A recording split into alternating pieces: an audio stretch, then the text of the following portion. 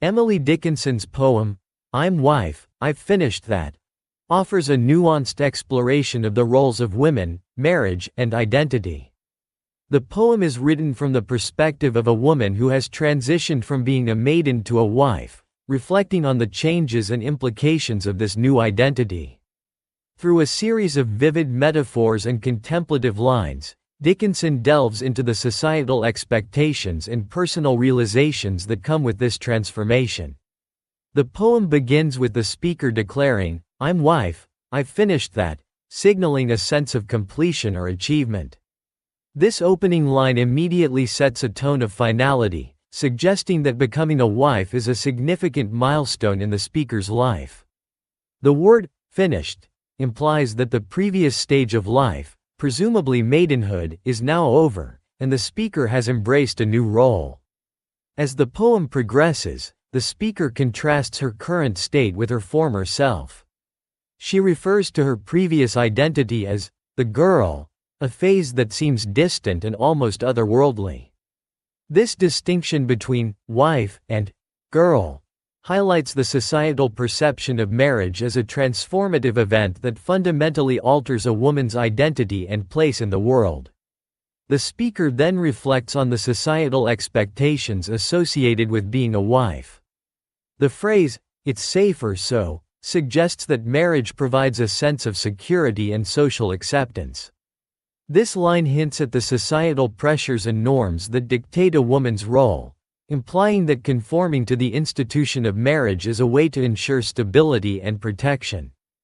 Dickinson employs vivid imagery to convey the differences between maidenhood and wifehood.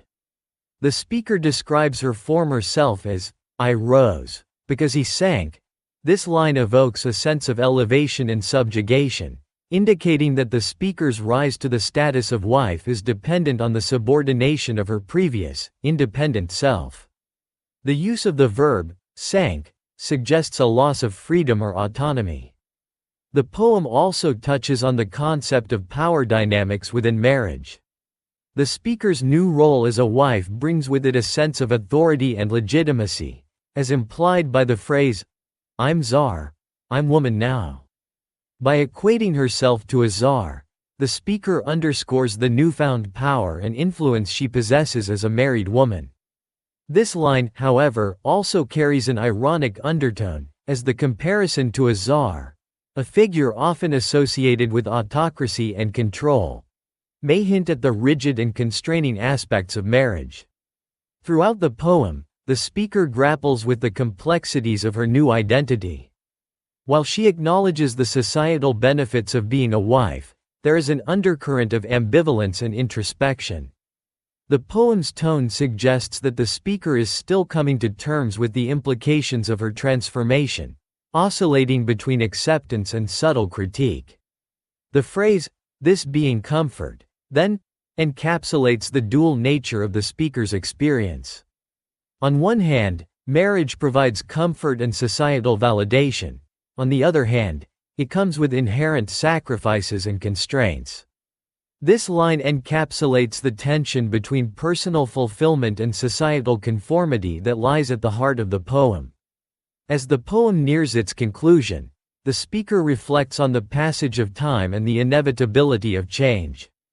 The line, "We're far too grand," suggests a sense of distance from her former self and an acceptance of her current role.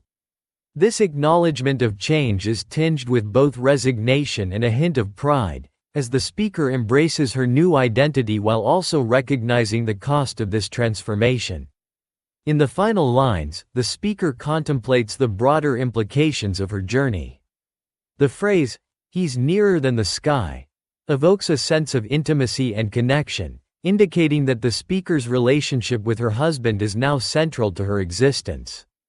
This line underscores the profound impact of marriage on the speaker's sense of self and her place in the world.